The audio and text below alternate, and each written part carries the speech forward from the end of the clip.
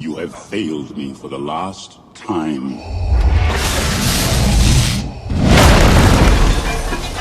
Ah non, ma bagnole, c'est vraiment pas juste. Qu'est-ce qui se passe ici?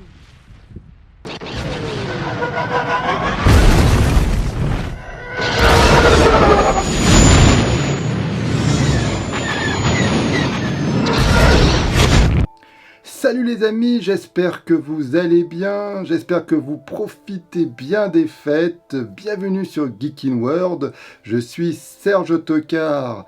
Cette vidéo, c'est vraiment un gros morceau, c'est pour ça que j'ai pris mon temps pour la réaliser, car je souhaitais vraiment dire un maximum de choses sur ce film, mais un maximum de choses sur mes impressions, et ça se fait pas en 2-3 jours. Il fallait vraiment que je cogite, que je digère ce film, et encore maintenant, c'est pas si simple que ça.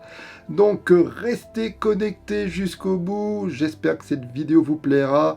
Encore merci de la regarder et on se retrouve tout de suite après le générique. La force sera avec toi. Toujours.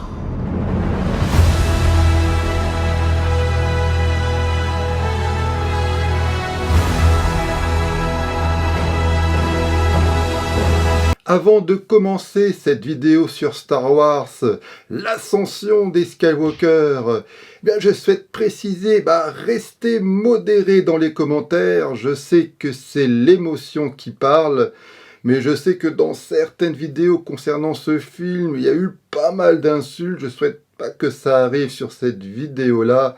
Restez modérés, même si c'est la passion qui parle. Nous sommes tous fans de Star Wars. Mais voilà, ce n'est qu'un film, donc restez modérés, chacun son avis sur ce film, vous avez tous le droit de vous exprimer. Autre précision, regardez ma vidéo dans son intégralité parce que je vais égrener pas mal d'informations, d'idées, et voilà mon ressenti sur ce film, car je souhaite le préciser. J'ai vu ce film il y a quelques jours et voilà, je n'ai probablement pas un avis définitif dessus. Donc il va falloir que je le revoie une seconde fois. Donc considérez cette vidéo comme plutôt du ressenti plus qu'une réelle analyse ou critique. Car voilà, je pense qu'il faut vraiment revoir ce film plusieurs fois pour bien le digérer. Car putain, la première vision, c'est quand même un gros morceau. Et il me semble assez difficile d'avoir un avis définitif sans l'avoir revu. Là, on va dire que pour le moment, c'est l'émotion qui va parler, c'est le fan avant tout. Voilà, chose maintenant que j'ai précisé, on peut commencer au niveau de la critique. Malgré tout, je dois encore préciser une chose, c'est que vraiment important, je suis, comme vous pouvez l'imaginer, et le t-shirt que je porte là, et j'en ai plein d'autres, voilà. Je suis un grand fan de Star Wars. Mon premier film que j'ai vu au cinéma, ça a été l'Empire contre-attaque. Le jour de sa sortie, je l'ai vu sur grand écran et je n'avais pas encore vu le précédent film. Et malgré tout, j'avais tout compris et j'étais émerveillé par l'ambiance, l'atmosphère de ce que ça racontait, les personnages.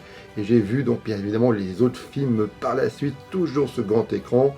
Et pour moi, vraiment, Star Wars, c'est une Madeleine de Proust, comme beaucoup d'entre vous probablement. Et donc voilà, c'est sûr que Star Wars n'est pas une saga ordinaire. Alors vite fait, je vais quand même vous donner mon avis sur la saga dans sa globalité. Bien évidemment, j'adore les épisodes 4, 5, 6. Mon préféré, comme tout le monde, c'est le retour, pas le retour du Jedi, l'Empire contre-attaque. Et voilà, je l'ai vu une centaine de fois ces films, c'est incalculable. J'ai toutes les bandes originales de John Williams, donc voilà, je suis un énorme fan. Ce qui concerne la prélogie que beaucoup d'entre vous détestez, c'est pas mon cas. Je les ai tous revus là avant de voir le dernier film, donc je les ai tous vus dans l'ordre. Et moi, je trouve que ça vieillit plutôt bien. Comme vous, j'étais plus ou moins déçu lorsque je suis ressorti de la salle au niveau de la prélogie, même si La Revanche des Sith, le numéro 3, donc, c'est un film que j'ai beaucoup aimé et que je continue à défendre et à considérer comme un des meilleurs films de toute la saga. Mais les deux précédents films sont pas mal du tout et je vais probablement faire une vidéo débat avec mon pote Cyril sur l'ensemble de la saga Star Wars et notamment le dernier, bien sûr, dernier film. Voilà, mais je suis pas un anti-détracteur de cette prélogie. Au niveau de la postlogie, là, c'est un peu plus compliqué, bien évidemment. Le film Le Réveil de la Force, donc réalisé par J.J. Abrams, je l'ai défendu. D'ailleurs, je mets les références, parce que j'avais déjà fait une vidéo sur ce film, dans les liens de la vidéo. D'ailleurs, à partir de maintenant, je vais vous le dire, je vais mettre, parce que j'ai fait pas mal de vidéos, même débats, sur les Star Wars. Donc, je mets les liens de toutes les vidéos concernant les Star Wars de ma chaîne dans les liens descriptifs de cette vidéo, donc si ça vous intéresse, eh bien allez-y. Mais voilà, donc j'avais plutôt bien aimé le film de J.J. Abrams, même si ok, ça reprend la structure du 4, je suis d'accord, mais qu'est-ce que voulez-vous, j'étais content de retrouver les personnages, je trouvais que le personnage de Rey n'était pas inintéressant, et moi j'attendais la suite avec confiance, et la suite c'est bien évidemment Les Derniers Jedi de Rian Johnson. Alors là, je sais, beaucoup d'entre vous l'ont détesté, c'est un épisode problématique pour beaucoup. J'avais fait donc 2 vidéos concernant ce film. Moi, à la sortie, je l'avais plutôt bien aimé. Ok, je suis d'accord, il y a des choses qui ne vont pas. La force est utilisée de façon un peu bizarre, on va dire. Il y a des personnages qui meurent qui n'auraient a priori pas dû, comme le méchant, Snoke, qui meurt comme une merde dans ce film-là, et on se demande vraiment pourquoi, ça tombe un peu comme un cheveu sur la soupe, et c'est un épisode problématique. Je me fiche, pour vous dire la vérité, de l'utilisation de la force, qu'elle soit bizarre ou pas, la mort de Snoke. Le problème pour moi, c'est que j'avais l'impression qu'en sortant du cinéma, que ça n'avançait pas vraiment, que mis à part peut-être les liens entre Rey et Kylo Ren se sont un peu peut-être affinés dans cet épisode, à peine je trouve, mais pour le reste, je pense au niveau dramaturgie, narration, il n'y a pas eu grand-chose. Lorsqu'on pense lorsqu'on revoit l'Empire contre-attaque, il y a tellement d'informations nouvelles qui arrivent et qu'on doit ingurgiter et qui fait que la saga passe du film d'aventure carrément en drame antique, en drame shakespearien. C'est pas le cas je trouve, avec cet épisode 8, où je trouve que visuellement, et je le précise déjà, c'est peut-être pour moi le film le mieux mis en scène et visuellement le plus beau de la prélogie. Et oui, je tease déjà, je trouve que c'est déjà en termes de mise en scène et en termes d'esthétisme plus abouti que le dernier, l'ascension des Skywalker. Mais en termes de narration, je trouve peut-être que le film fait un peu trop du surplace et l'utilisation du Luke Skywalker est un peu bizarre, même s'il y a des choses qui se justifient, croyez-moi, faites comme moi, revoyez les films dans l'ordre, vous allez remarquer que certains détails qui vous ont échappé ont leur importance dans les épisodes suivants. Et déjà, on parle de la force d'une certaine façon dans la prélogie, et ça devient moins incohérent lors de l'épisode 8. Donc revoyez les films dans l'ordre, c'est assez intéressant. Donc, après ce long teasing, je vais enfin donner mon avis sur le dernier film mis en scène par J.J. Abrams. Et je vais vous le dire tout de suite, lorsque je suis sorti de la salle, j'étais plutôt déçu. Alors attention, ne m'insultez pas dans les commentaires, je n'ai pas dit que je n'ai pas aimé, mais j'ai été déçu, et pourtant j'attendais pas quelque chose d'énorme, mais c'est vrai que c'était quelque chose, c'était une entreprise extrêmement compliquée pour J.J. Abrams.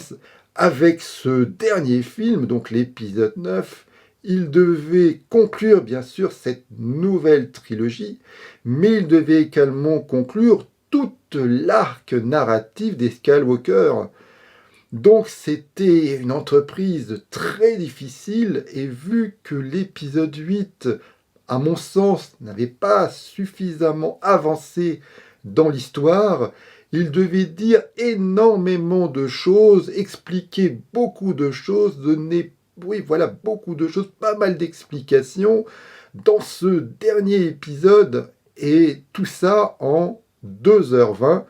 Et sachant qu'un générique de Star Wars, comme vous le savez, c'est super long, j'ai presque envie de dire en 2h10. D'ailleurs, chose assez bizarre, c'est qu'à la base, le film devait durer 2h35, c'est ce qui était indiqué il y a un mois. Donc déjà, ils ont enlevé 20 minutes à ce long métrage. Je ne suis pas sûr que ce soit une bonne idée, et je vais vous le dire pourquoi. Alors, n'ayez pas peur, là, je vais donner mon avis, ce sera sans spoiler. Je vous dirai tout de suite lorsque je vais vraiment spoiler à mort, parce que j'ai pas le choix, hein. Je vais devoir spoiler, hein. C'est impossible de parler de ce film sans spoiler. Donc pour moi, le film est construit en 3 actes. Le premier acte, c'est surtout un film d'aventure, un film d'action non-stop, au montage effréné, et moi, alors on s'ennuie pas, bien évidemment, hein, c'est de l'action non-stop, mais je trouve que moi je préfère lorsqu'on se pose un peu de temps en temps, lorsqu'on laisse un peu parler l'émotion, les personnages, et c'est pas le cas ici, c'est vraiment de l'action trépidante. Pourquoi pas, mais bon, le problème c'est que j'ai trouvé ça divertissant, mais j'ai pas ressenti grand chose à ce moment-là, et je trouve ça un peu dommage. Voilà. Va se calmer par la suite au niveau du montage, mais ça reste quand même globalement, et je pense même au niveau de la saga, le film le plus rapide, ce qui n'est pas forcément un mal, mais lorsqu'on doit expliquer énormément de choses, et bien vu le montage, on l'explique très rapidement, en 2-3 dialogues. Il y a certains moments clés du récit qui sont évacués rapidement, et c'est dommage. C'est très dommage parce que, évidemment, au niveau de l'impact, je trouve ça diminué. Ne vous inquiétez pas, je vais mieux l'expliquer dans la partie spoiler. La deuxième partie de ce film, c'est surtout une partie émotionnelle où il y a le plus, entre guillemets, de fanservice. Attention, je ne suis pas du tout contre le fanservice au niveau de la saga Star Wars. C'est normal, ça fait toujours plaisir de retrouver des personnages de la saga, donc le fanservice, c'était quelque chose d'attendu. Si on n'avait pas ça, on aurait probablement gueulé. Et je trouve en règle générale que c'est un fanservice plutôt réussi, mais encore une fois, même si j'ai trouvé certains moments émouvants, je trouvais que l'impact était un peu diminué face au rythme un peu trop hystérique pour moi de ce film. Et la troisième partie, c'est bien évidemment l'affrontement avec le grand méchant. C'est bien sûr une partie importante, je la trouve plutôt réussie. Le grand méchant du film est vraiment inquiétant, mais je trouve que, là encore, vu peut-être en raison du rythme, il m'a pas autant effrayé que ça, et il y a des décors, des situations qu'on n'avait pas vues dans les précédents films, et bien que j'aurais aimé que ce soit un peu plus développé, et c'est pas le cas, faute d'un rythme hystérique, comme je l'ai dit, comme je me répète, mais vous avez compris que pour moi, le plus gros défaut, c'est son rythme.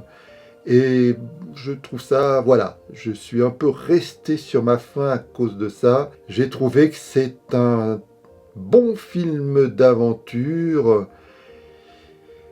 un bon space opéra, un film vraiment galvanisant, mais en termes émotionnels, en termes d'impact et en termes d'une conclusion de toute une saga, j'ai été un peu déçu. Et maintenant, je vais rentrer dans le spoiler parce que voilà. Donc si vous n'avez pas vu le film, vous avez compris, j'ai plutôt bien aimé, mais j'étais déçu. Et maintenant, je vais spoiler comme un porc dans cette critique. Donc, comme j'ai dit, la première partie, c'est une partie surtout d'aventure, d'action non-stop. Moi, je dis pourquoi pas. Mais voilà, les actes, les personnages, on n'a pas le temps d'apprécier les situations. Lorsqu'ils gagnent ou lorsqu'il y a une défaite, on n'a pas le temps de l'apprécier, les situations à leur juste valeur. Et à certains moments, je dois vous avouer, je me suis au bout d'un moment un peu plus ou moins désintéressé de l'aventure, car j'avais l'impression d'être un peu laissé sur le carreau, vu que je ne ressentais pas grand-chose, quoi. Voilà, j'ai trouvé que c'était un film spectaculaire, sans plus, et mon plus gros, même si bien sûr au niveau des effets spéciaux, des décors, c'est impressionnant, mais voilà, je ressentais rien, il y avait une quasi-indifférence, je voyais un grand spectacle, point. Mon plus gros souci avec ce film, c'est le scénario, hein, comme vous le savez, si on peut synthétiser ça, c'est Kylo Ren et Rey qui vont se réunir ou pas pour affronter le grand méchant du film, qui est évidemment Darth Sidious, alias Palpatine, qui est ressuscité de façon un peu bizarre. C'est pas super clair, est-ce que c'est la Force ou une histoire de clonage? Bon, probablement un mélange des deux. J'ai revu le retour du Jedi.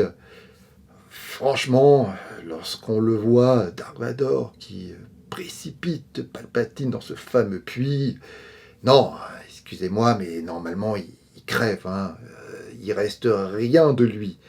Donc c'est un peu, voilà. Alors, mon sentiment, c'est quoi? Est-ce que Palpatine était prévu dès l'épisode 7, dès le réveil de la Force? Qu'est-ce qu'ils ont prévu que ce personnage allait arriver? Moi, j'ai envie de dire que non. Pour moi, il n'était pas prévu. Pour moi, c'est Snoke qui devait être le méchant de cette saga, qui était quand même un personnage qui avait l'air, en tout cas au niveau esthétique, assez impressionnant. Et voilà, pour moi, c'était ça. Et je trouve, en plus, qu'il meurt comme une merde dans l'épisode 8. Donc, j'ai l'impression que DJ Abrams était assez embêté. Il s'est dit, c'est pas possible, ça peut pas être Kylo Ren, le grand méchant. En plus que le personnage n'est pas forcément très apprécié par les fans de la saga, ce qui n'est pas mon cas. Moi, je l'aime bien.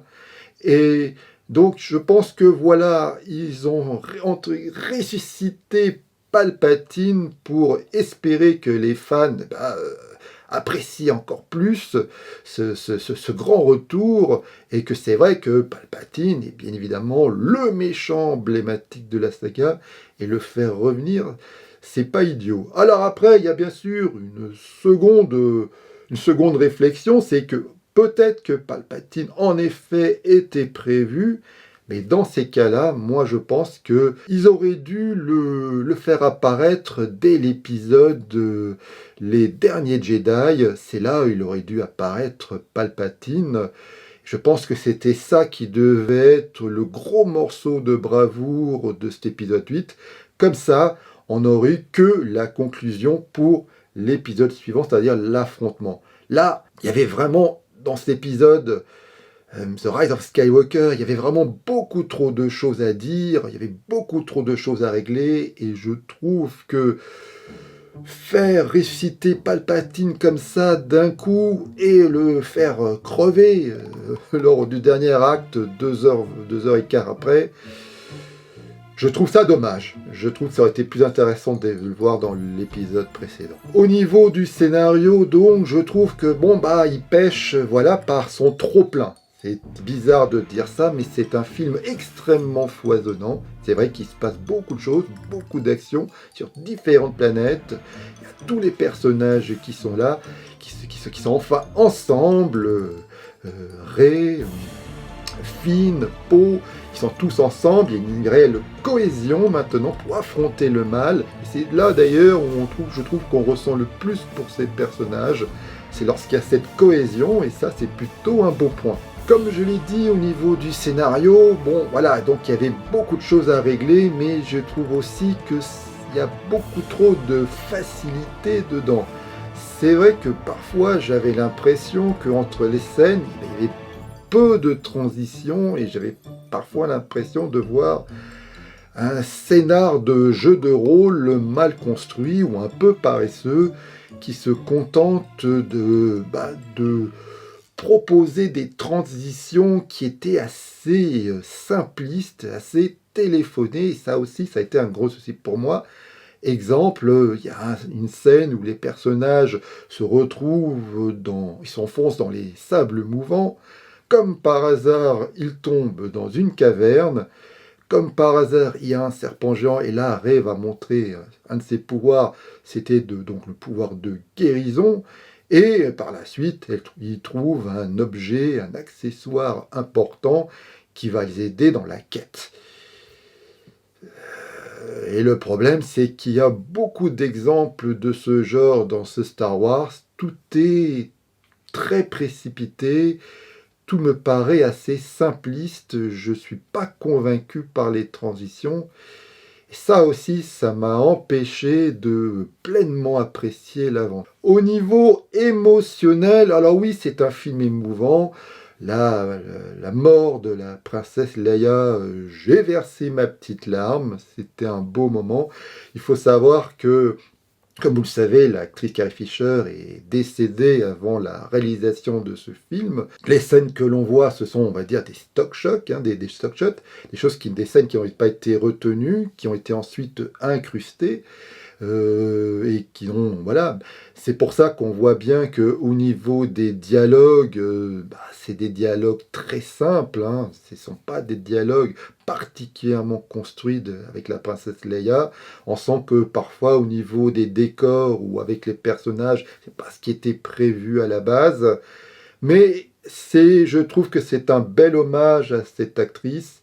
C'est une belle idée de se dire, de retrouver ce personnage emblématique qui clôt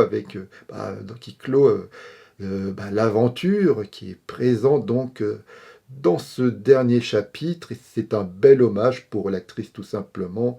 Donc moi je dis bravo, même si c'est pas 100% convaincant, c'est pas une catastrophe non plus. C'est une belle idée d'avoir garder ce personnage dans ce film. Après, est-ce qu'ils avaient le choix? Mais bravo. Il y a d'autres personnages comme Lando qui arrivent. Alors là, je vous le dis tout de suite, il sert à rien. Bon. Je suis content de le revoir là, mais il ne sert à rien. Et sur un film de 2h20, franchement, montre en main, on doit le voir 5 minutes, grand maximum. Donc voilà pourquoi. Ça fait partie des situations, on va dire, fan service. Pourquoi pas, mais voilà, bon, ça fait plaisir, mais ça fait vraiment pas avancer la narration. Donc voilà, il y a grosso modo, le niveau fanservice est plutôt bien fourni, voilà, ça apporte pas grand-chose, mais ça fait plaisir aux fans, et c'est l'essentiel. Alors l'acte final, le combat avec Palpatine, alors oui, bon, le nouvel environnement, la fameuse planète des Sith, et je trouve qu'esthétiquement c'est plutôt bien réussi, moi je dis bravo, mais ouais, est-ce que j'aurais aimé qu'il y ait un peu plus de choses, qu'on voit plus d'éléments de cette planète, parce que esthétiquement c'était intéressant, et par manque de temps, on voit pas grand chose, et je trouve ça dommage. L'affrontement est réussi, on voit vraiment les pouvoirs énormes de Palpatine qui, de sa planète, carrément s'attaque à des vaisseaux spatiaux. Ouais, pourquoi pas, bon, c'est le méchant, on y croit ou on n'y croit pas. Là encore, dans cet épisode, on voit que la force, c'est un pouvoir énorme.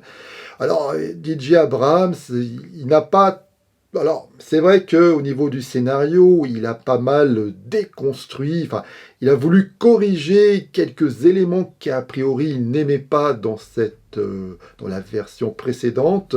Pour moi, la version de Palpatine, c'est une correction déjà. Il a quand même gardé des éléments et c'est la force. Pour lui, visiblement, c'est une bonne idée que la force soit un élément, un pouvoir à ce point puissant. Et moi, je dis oui, pourquoi pas. Surtout que au début du film, on voit que Rey en train de lire un livre, en train de feuilleter les pages d'un livre qui parle de la force. On va dire que c'est un quasi-grimoire. Et on voit que la force a visiblement des pouvoirs très étendus, énormes. Donc, pourquoi pas le pouvoir de guérison, par exemple. Dans la prélogie, on nous dit qu'avec la force, eh bien, on peut donner la vie. Et j'ai presque envie de dire, on peut même ressusciter des morts. Alors là, bien sûr, c'est bizarre. Je me dis, bon, dans ces cas-là, les Jedi sont des dieux.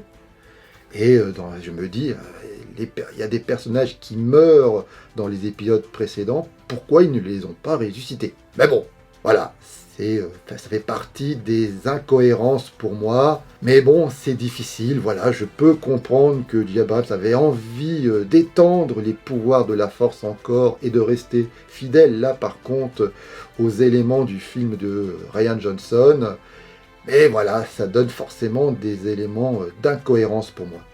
Alors bien évidemment, la grosse révélation du film, eh bien on apprend que Rey, c'est la petite fille de Palpatine, avec une histoire de clonage. Bon, voilà, en effet, elle avait des parents ordinaires, comme dit Kylo Ren dans le précédent film, mais ils ont été tués, bon bref. Est-ce que c'était vraiment prévu à la base que Rey soit la fille de Palpatine? Je ne sais pas, pourquoi pas, j'en sais rien, c'est difficile à dire, voilà. Pour moi, c'est une des scènes qui répare un peu entre guillemets, les erreurs du précédent film. Voilà, le fait qu'on dise que Rey soit la fille de parents quelconques n'a pas satisfait les fans. Donc on a préféré dire que c'est la petite fille de Palpatine, c'était plus puissant. Et en même temps, ça ajoute une certaine cohérence, puisque ça explique pourquoi elle a le pouvoir, le don de la force, soit déjà si puissant dès l'épisode 7. En effet, si elle est la fille de Palpatine, ça explique tout. Il est difficile de parler de la saga Star Wars sans dire quelques mots de la musique de John Williams, énorme compositeur. C'est vraiment heureux qu'il ait pu composer la musique de tous les films de la saga, tous les films officiels du moins de la saga, parce que c'est pas lui qui a fait Rogue One et Solo. Et c'est un vrai bonheur, voilà, de réentendre tous ces thèmes qu'on a appréciés, réorchestrés par John Williams en personne, voilà. C'est mon côté fanservice à moi, qui est au niveau de la musique. Par contre, j'ai été, on va dire, relativement comblé. Je dis relativement car, il faut l'avouer, pour cette post-logie, mis à part le thème de Rey, il n'y a rien vraiment de transcendant. John Williams a tout simplement réorchestré des thèmes que nous connaissons et des nouveaux thèmes où il n'y en a pas, ou lorsqu'ils sont présents, ils sont pas très intéressants. Et je me répète, mis à part celui de Rey, voilà. Inutile de vous dire que les bandes originales de ces 3 derniers films, c'est ce que j'écoute le moins. Je préfère largement les autres bandes originales, même celles de la prélogie. Il y avait des thématiques, il y avait des beaux thèmes, comme vous le savez. Mais là, rien de transcendant, je trouve. Alors, vous allez me dire pourquoi le titre « L'ascension des Skywalker ». Je me suis également posé la question et la réponse est dans la scène finale de ce long métrage. Probablement et sans nul doute la plus belle scène du film, et pourquoi pas, disons-le carrément, la plus belle scène de cette nouvelle trilogie. Car comme vous le savez, la Force, être un Jedi, c'est un don. C'est un film sur toute la saga, c'est sur la filiation, le don, l'échange, qui est très souvent fait par le sang, hein, que ce soit au niveau de la Force et tout ça au niveau de la filiation, père, fils. C'est un film, c'est une saga sur la transmission. Et là, pour la première fois, Rey, qui n'est bien évidemment pas une Skywalker à la base, c'est une Palpatine. Et là, le film démontre que le don et peut-être également être choisi, peut-être également être transmis, donné sans forcément que ça passe par le sang. Et ça, c'est une belle fin. Rey a décidé de devenir une Skywalker. Et ça, c'est bien la première fois dans la saga que ce genre de situation se produit. Et c'est une belle fin. C'est une une nouvelle façon de transmettre quelque chose, d'échanger quelque chose. La saga, c'est vraiment un film sur la filiation tout au long et clore tout un arc narratif, l'arc des Skywalker de cette façon. Eh bien, c'est une belle conclusion. C'est une belle scène, c'est sans nul doute, peut-être, allez, n'ayons pas peur de mots, la scène la plus intéressante et la plus subtile de ce film, mais allez, carrément, de l'ensemble de cette nouvelle trilogie. Dites-moi si vous êtes d'accord avec moi dans les commentaires. Voilà, je vais conclure ma vidéo ici. Il y a beaucoup plus, il y a énormément de choses à dire. Comme je l'ai dit, c'est un film très riche, très foisonnant, un peu trop à mon avis. Évidemment, les effets spéciaux sont réussis, il y a des décors, mais voilà. Je vais arrêter cette vidéo ici, car probablement, si les grèves s'arrêtent, ou alors il nous laisse une petite fenêtre, je retrouverai mon pote Cyril pour faire un débat sur l'ensemble de la saga. Je pense que c'est une vidéo qui devrait vous intéresser, mais voilà, donc il faut que Cyril puisse venir chez moi pour cette vidéo. Et au niveau des grèves, c'est vraiment pas facile, mais vous le savez probablement, je pense, malheureusement. Mais voilà, donc c'est pour ça que je vais arrêter là. Si jamais il y a une vidéo débat, on va encore plus rentrer dans les détails. Peut-être que Cyril ne sera pas d'accord avec ce que je viens de dire dans cette vidéo-là. Et là, il y aura un débat où on va fighter à mort, les gars. Donc, écoutez, mettez-moi dans les commentaires si vous êtes d'accord ou pas avec moi. Attention, je me répète, soyez respectueux, hein, nous sommes tous des fans, c'est pas la peine de s'insulter, ce n'est qu'un film après tout. Likez la vidéo si vous appréciez l'ensemble de mon travail, partagez la vidéo parce que le partage c'est la vie et c'est important pour le référencement et pour que cette vidéo soit vue par le plus de monde. Si vous n'êtes pas abonné à ma chaîne et que vous appréciez la culture geek, eh bien faites-le. Il y aura pas mal de vidéos qui vont probablement vous intéresser en 2020, croyez-moi. Donc abonnez-vous. Si vous êtes un fidèle de ma chaîne, eh bien je vous remercie de l'être et d'avoir regardé cette vidéo jusqu'au bout. Et je vous dis à une prochaine fois. Allez, bye!